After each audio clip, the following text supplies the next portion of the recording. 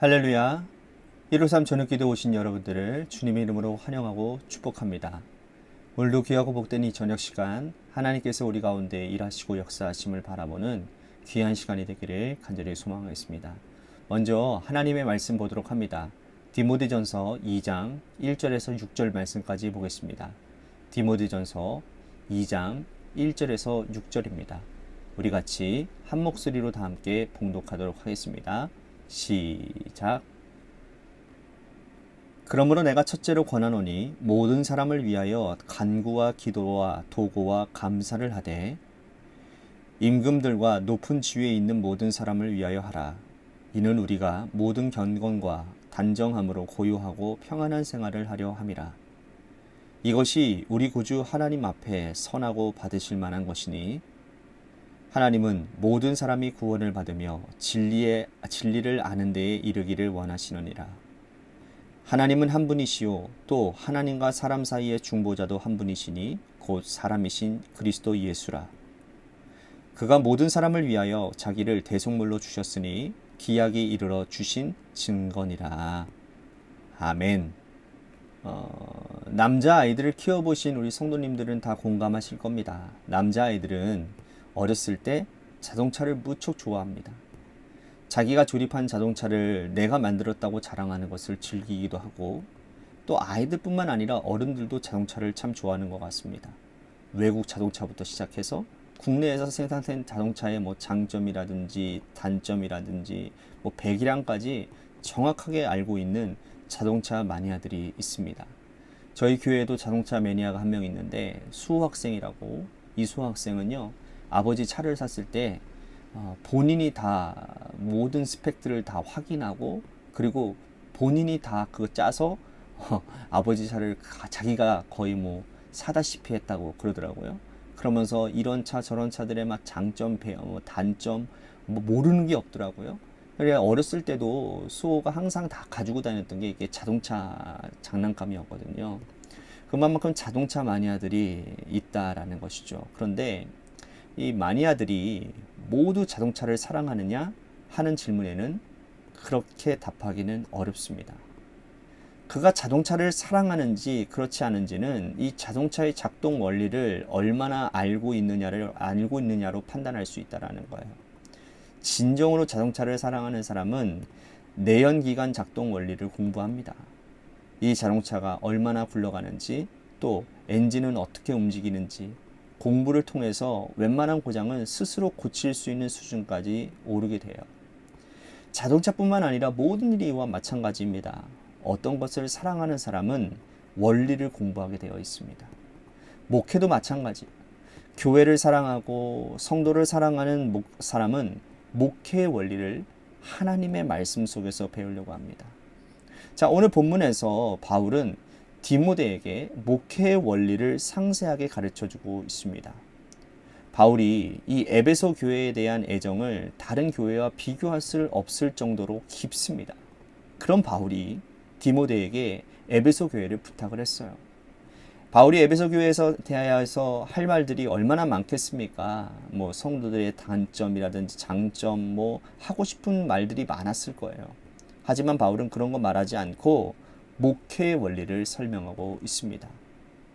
첫 번째로 바울이 목회 원리를 얘기하는 것은 모든 사람을 위하여서 중보 기도하라는 거예요. 모든 사람들 중에 특별히 지위 높은 사람들, 정치하는 사람들을 위해 중보 기도하라고 말하고 있습니다. 바울이 중보 기도를 목회의 중요한 원리로 말하는 이유가 무엇일까요? 이는 목회자의 기쁨이 성도들을 통해서 오기 때문이라는 거예요. 목회자가 성도들을 위해서 기도할 때 그들의 가정이 변화되어지고 또 삶이 나아지고 주님을 영접하고 구원받는 백성이 되었을 때 누리는 그 기쁨은 말로 다 알 수 없기 때문이라는 겁니다. 그 가운데 특별히 위정자들을 위해서 기도해야 될 이유를 바울은 분명히 밝히고 있는데 그 이유가 무엇이냐? 평안한 생활을 하기 위함이라는 거예요.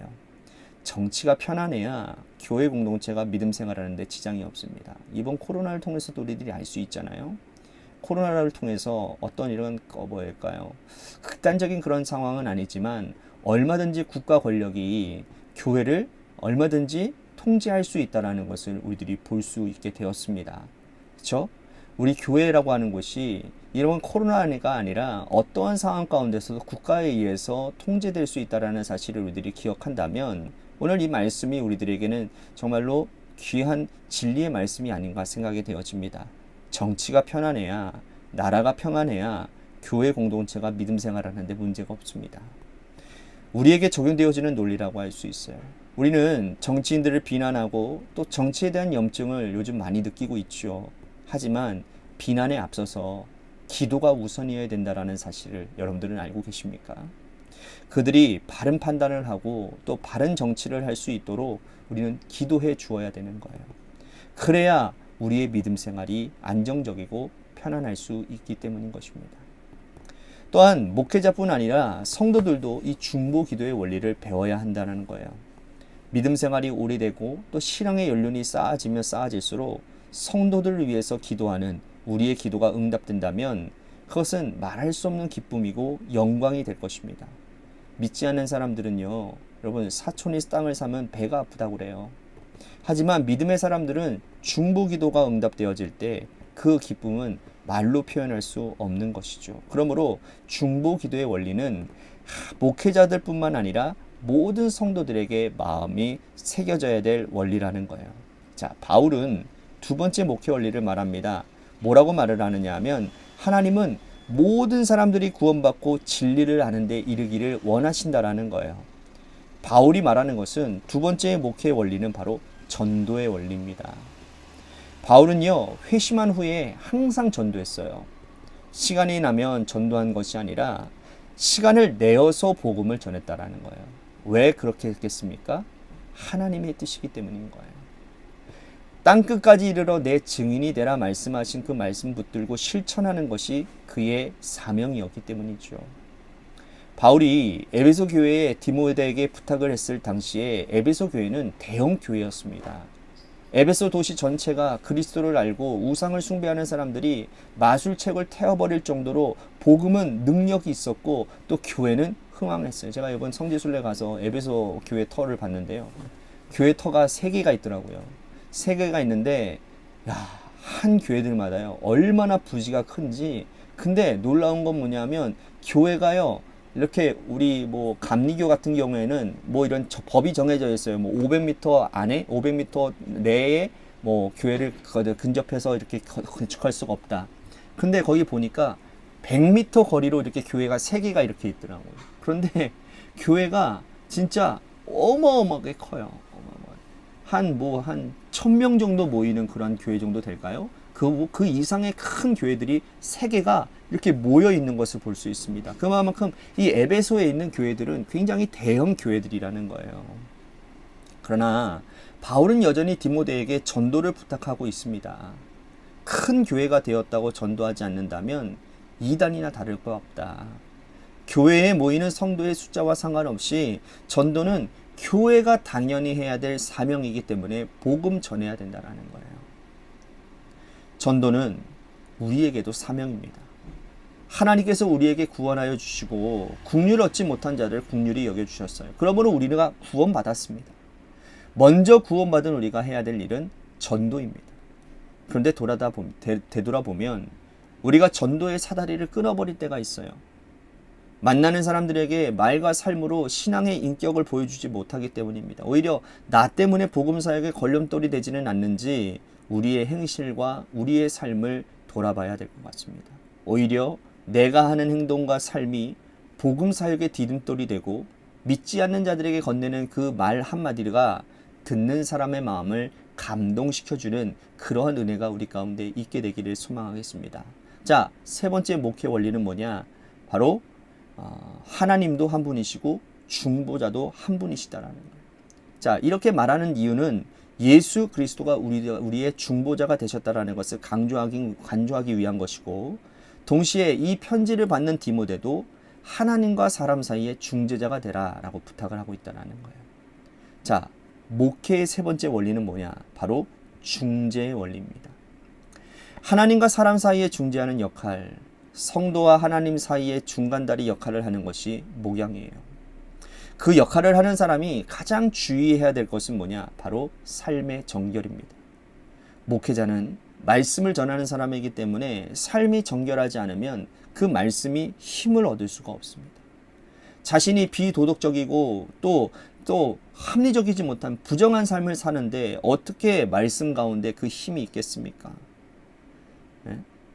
디모데가 비록 연소하다 할지라도 그가 전하는 복음이 힘을 얻기 위해서는 정결한 그릇이 되어야 된다는 거예요. 오늘 우리도 마찬가지예요. 우리는 중보자가 되어야 됩니다. 중재자가 되어야 돼요. 우리 가정에는 신앙의 세대주가 있습니다. 법적인 세대주는 정해져 있지만 영적인 세대주는 누구나 될 수 있는 거예요. 아내가 될 수가 있고 남편이 될 수가 있고 자녀가 될 수가 있어요. 그 가정의 영적인 주도권을 붙들고 있는 자가 가정 식구들과 또 하나님 사이의 중재의 자리라는 사실을 우리는 꼭 기억해야 되는 거예요. 가정 중재자는 정결해야 됩니다. 말씀 안에서 정결하고 기도로 정결해야 됩니다. 그래야 중재의 역할을 온전히 감당할 수 있는 것이죠. 교회는 세상과 하나님 사이를 이어주는 중재의 역할을 하는 공동체입니다. 그러니 교회도 정결하고 죄가 없어야 되는 거예요. 믿지 않는 사람들이 교회를 통해서 하나님의 사랑을 깨달을 수 있는 헌신과 봉사, 나눔이 있어야 된다라는 거예요. 오늘 바울이 전하는 세 가지 원리를 여러분들 기억하십시오. 중보기도의 원리, 전도의 원리, 중재의 원리. 이것을 기억하시고 목회자뿐만 아니라 성도들도 이러한 마음으로 교회를 세워가고 이러한 마음으로 여러분들의 부르심의 현장 가운데서 그 일들을 감당하는 여러분들이 될 때에 여러분들을 통해 교회가 회복되어지고 여러분들을 통해 여러분들의 가정과 여러분들에게 하나님이 부르신 그 삶의 현장이 부흥케 되어지는 역사가 일어나게 될 줄로 믿습니다. 오늘 말씀 생각하면서 우리 같이 기도했으면 좋겠습니다. 타인을 위하여 중보기도하며 또한 중재하는 역할을 잘 감당하는 내가 되겠습니다. 또한 목회자 그 특별한 사람만이 아니라 누구든지 이 일을 감당함을 깨닫고 나 또한 그렇게 목회함을 나타내는 자가 되게 하여 주시옵소서라고 말씀 생각하면서 기도했으면 좋겠습니다. 또 한 가지 또한 우리 관악교회를 위해서 간절히 기도했으면 좋겠습니다. 오늘 말씀과 같은 이런 원리가 주님의 교회 가운데 잘 적용되어진다면 우리 교회는 하나님이 쓰시고도 남을 만한 그런 교회가 될 것 같습니다. 정말 하나님 앞에 선한 뜻을 나타내는 그런 교회, 하나님의 뜻을 나타내며 하나님의 아름다운 덕을 나타내는 그런 교회가 되게 하시고 이 교회가 이 땅의 소망임을 드러낼 수 있는 그런 교회가 되게 해달라고 또한 재개발 가운데 놓여져 있는 주님의 교회를 위해서도 여러분 기도해 주시기를 바랍니다. 마지막으로 여러분들의 삶의 자리와 여러분들의 자녀들 그리고 육신의 질병을 갖고 있는 분들을 위해서도 여러분들 중보 기도해 주시기를 바라겠습니다. 우리 노래 끝날 때까지 우리 합심하여 기도하도록 하겠습니다. 기도하시겠습니다.